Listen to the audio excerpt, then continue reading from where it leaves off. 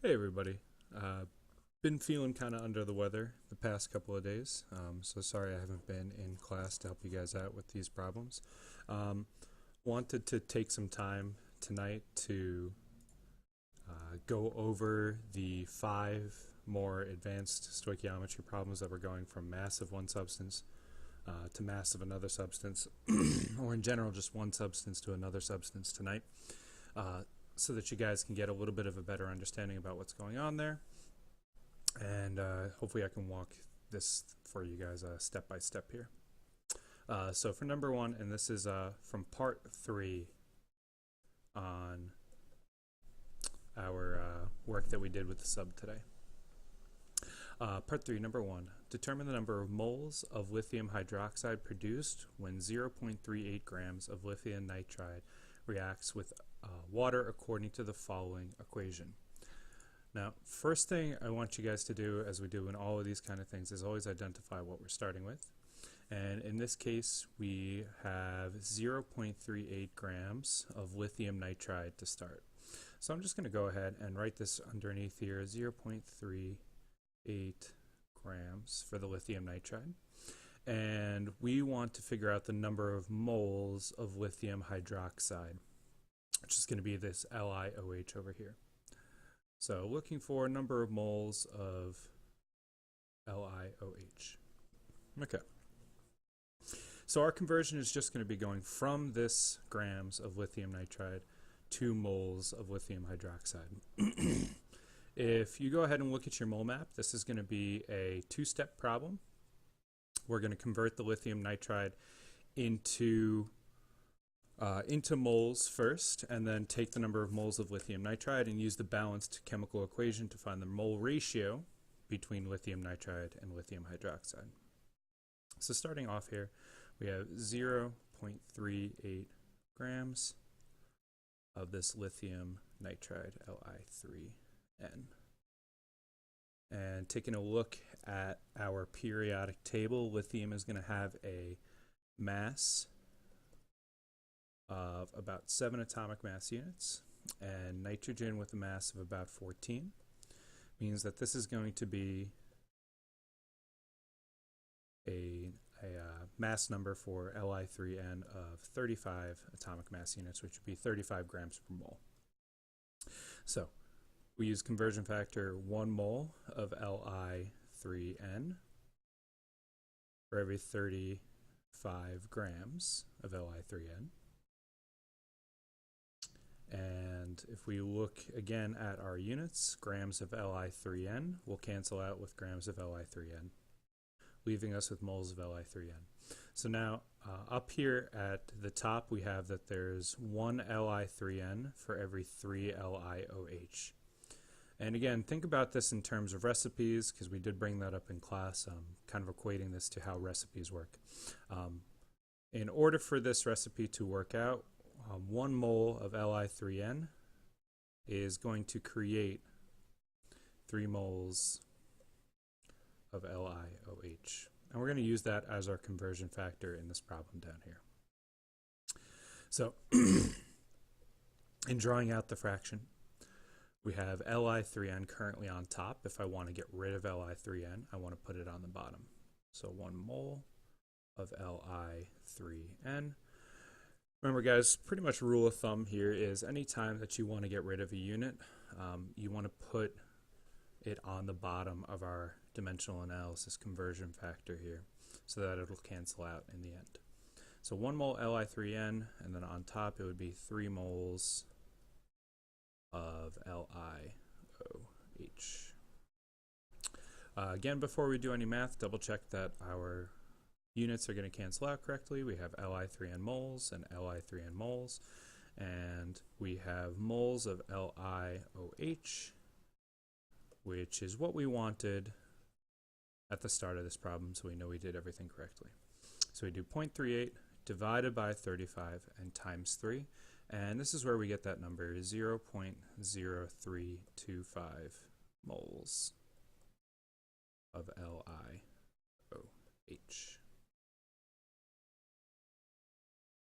Cool.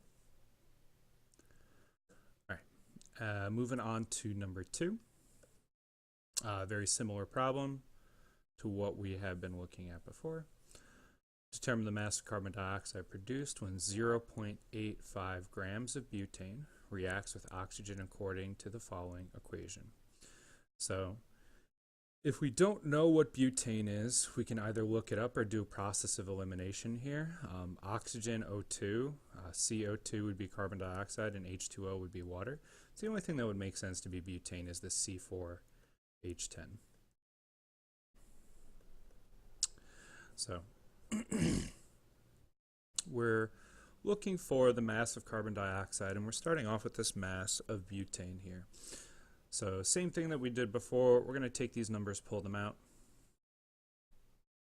and we start off with 0.85 grams of this butane, and we want to get some number of grams of carbon dioxide.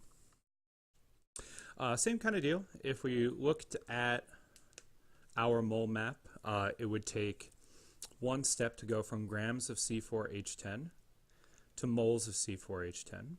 We would use our mole ratio found in the balanced chemical equation to go from C4H10 to CO2. And then from moles of CO2, one step on the mole map back to grams to find the mass of CO2. So just to visualize that out, because this is a little bit more complicated than the last one. So we have our grams of C4H10, and then we are going to use molar mass to convert into moles. Multiply then by molar ratio to go from one substance to the other, and then use the molar mass again, this time for CO2, to go back and get the grams of CO2. So 3 steps overall. Always, before you start these problems, guys, especially if you're not sure what to do, I always recommend checking your mole map. Check your mole map, double check what steps you should be taking in these types of problems, and it's usually a pretty good bet. It's an easy way to figure out what it is you should be doing. Okay, so starting in this problem, we have 0.85 grams of this C4H10, multiplying by our molar mass to get the number of moles. Check for the fraction again, make sure that we have the right units. Should be moles on top because that's the thing that we want. 1 mole of C4H10 for every molar mass of C4H10 is carbon as 12 and hydrogen as 1. C4H10, 4 carbons would be 48, plus 10 hydrogens would be 58.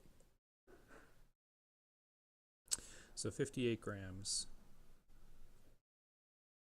C4H10. Double check the units. Grams C4H10 on top, grams C4H10 on bottom will cancel out. We know that we're on the right path. We currently have moles of C4H10, so we're going to go back to our balanced chemical equation. There's 2 C4H10 that are going to be used up for every 8 CO2. So we multiply using this molar ratio here. What we want on top, 8 moles of CO2. What we don't want on bottom, 2 moles of C4H10. Checking our units one more time.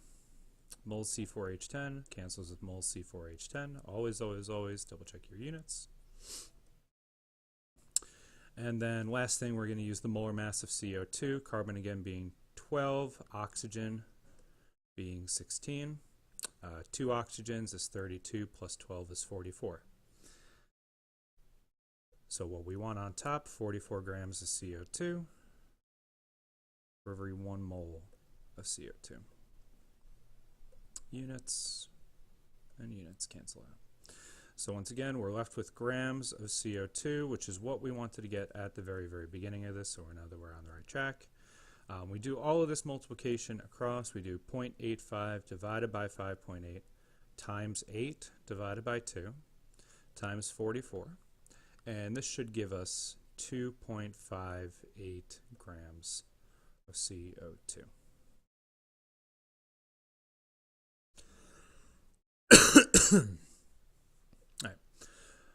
From there, that's about as complicated as it's ever going to get. The units that you start with might change, the units that you're going to go towards might change. But for these basic stoichiometry problems that we're looking at right here, this is, again, about as crazy as it's going to get. 3, 4, and 5 gave you guys the unbalanced equation. I went ahead and balanced this already so that we didn't have to worry about that. Again, we're really more concerned about the stoichiometry part of things here, not necessarily the balancing parts. So starting off with this problem, with the equation already balanced. Find the number of moles of sugar C6H12O6 required to produce 1.82 liters of carbon dioxide gas at STP from the reaction presented by this equation. So we want to figure out how many molecules of sugar. And again, the word choice here is really important. We're looking for the number of molecules that was used in 1.82 liters of CO2. So starting number is liters of CO2, ending number is molecules of this C6H12O6. So starting out, 1.82 liters of CO2. Checking our mole map to go from liters to moles. It should be 1 mole of CO2, or really any gas, for every 22.4 liters of that gas. Units, liters CO2, liters of CO2 cancel out. Check our mole ratio here. There's 1 C6H12O6 for every 2 CO2. We want the CO2 to cancel, so that should go out on bottom. So 1 mole of C6H12O6 for every 2 moles of CO2. And one more time, units. Now this time we have moles of C6H12O6 currently. We want to get to molecules, so once again checking a mole map.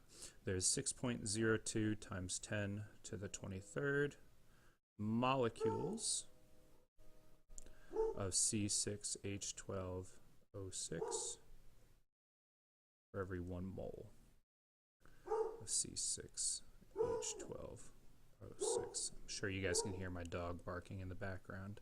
He's really just trying to say hello, I'm sure. Checking one more time for units. Moles C6H12O6, moles C6H12O6.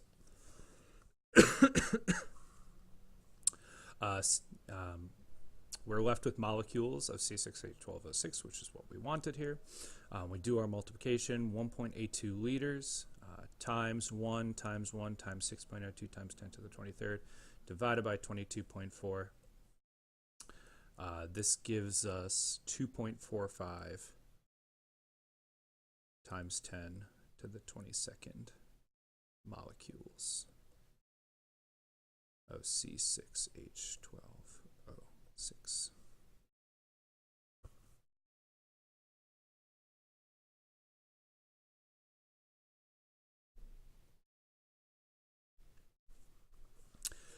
Number 4, compound TNT, trinitrotoluene.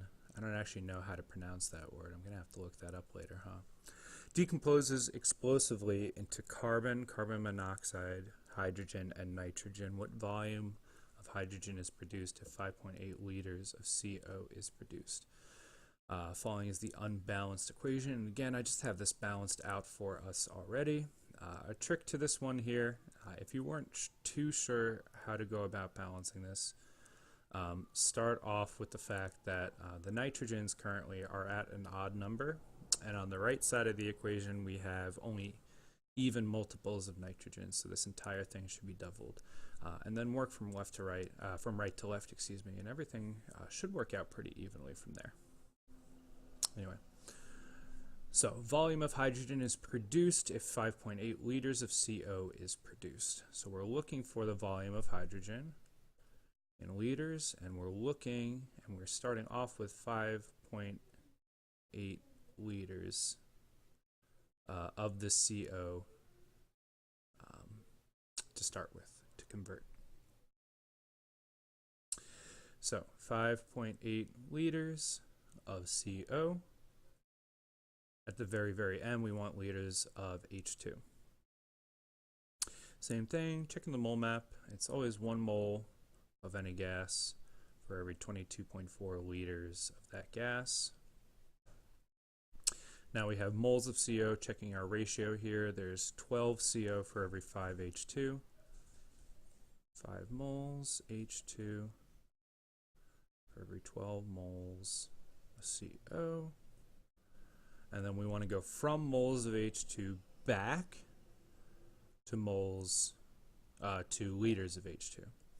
So we multiply by 22.4 liters of H2 for every 1 mole of H2. And this is a really cool example to use here, mostly because when we kind of start to cancel out units, and look at this again, liters of CO cancels with liters of CO, moles of CO, moles of CO, moles of H2, moles of H2. And then we kind of notice here that the 22.4 shows up on the top side of the fraction, and it also shows up on the bottom side of the fraction, so we can actually cancel those out as well. And it's just a byproduct of the fact that all gases have the same size when they're at that standard temperature and pressure. So that really you can go straight from this 5.8 liters of CO straight to liters of H2 just using the molar ratio, because it turns out that the particle ratio and the volume ratio are going to be the same thing as well. If you can't remember that, it's always a really good bet just to go with the steps that are here. And again, you'll just see that most of this is going to cancel out anyway, so it's going to give you the same answer. So we have 5.8 liters times 1 times 5 divided by 12 is going to give us 2.42 liters of H2.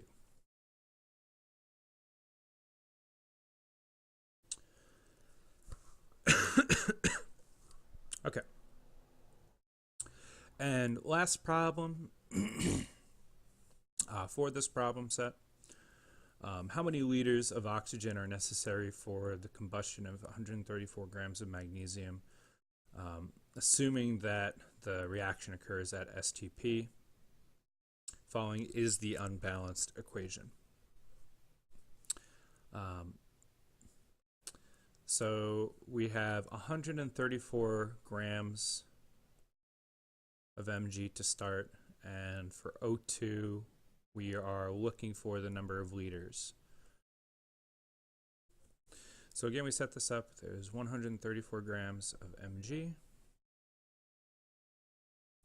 and we use the molar mass of Mg, which if we check our periodic table should be about 24 atomic mass units. So it should be 1 mole of Mg for every, 24 grams of Mg. Using the ratio in the problem, there's 1 mole of O2 for every 2 moles of Mg. And then to go to liters of O2, we multiply by 22.4 liters O2 for every 1 mole O2. As always, check the units. Grams of Mg on top, grams of Mg on bottom, moles Mg on top, moles of Mg on bottom, moles of O2 on top, moles of O2 on bottom, leaving us with liters of O2, which is what we're looking for. So we do 134 divided by 24, divided by 2, and then multiplied by 22.4. This is going to give us 62.5 liters of O2. Cool. A few quick troubleshoot things that come up kind of often in these types of problems. Specifically, I'm going to jump back to number 3 here for just a second to kind of pull something up.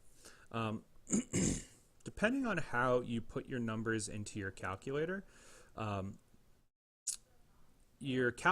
as smart as it is also kind of dumb and won't always get the syntax of what you actually mean.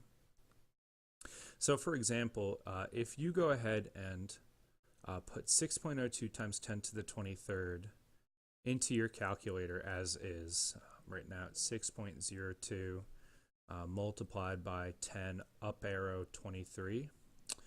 Your calculator is going to do this part first and then do the multiplication. This isn't that big of a deal in this problem because these two numbers are going to be multiplied together.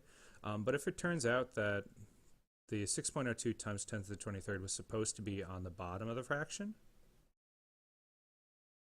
and we put it in as we see up here, your calculator is going to do it based off of order of operations. And if you did, let's say again, we'll just use this number here as our example. If we were trying to do 1.82 divided by 6.02 times 10 to the 23rd, if you put that into your calculator as is and did 1.82 divided by 6.02 times 10 to the 23rd, what your calculator is going to do is it's going to divide 1.82 and then divide 1.82 by 6.02, but then multiply that answer right there by 10 to the 23rd, unless you put the 6.02 times 10 to the 23rd in fractions, or if you'd prefer to kind of take out the issue with it, most of your calculators have like an EE button, and it'll show up as just a single E when you put it in the command line. But 6.02 E 23rd will give you back the number 6.02 times 10 to the 23rd power, but won't take the order of operations into account. It'll count this entire thing as just one number, so you wouldn't have to worry about it.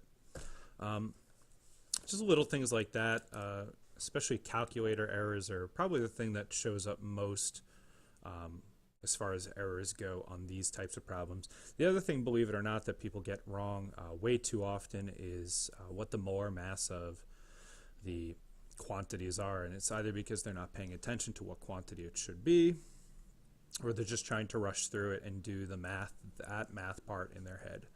Always double check your math. Is going to help you out in the long run. Doesn't take that much extra time to do. All right, guys. I hope this helps. Sorry I haven't been in class to go over these things with you in person. We are going to do, at a minimum, one full class day on this stuff when I get back. Really shooting to be back by Wednesday at this point. So if you have questions about this information, please shoot me an email, let me know. And then on Wednesday when I get back in class, we'll do a bunch of practice together. I'll answer any questions that you guys have and hopefully get you guys back on track. Thanks a lot for paying attention. Thanks a lot for watching this video. Hope it helped. Have a good day, guys.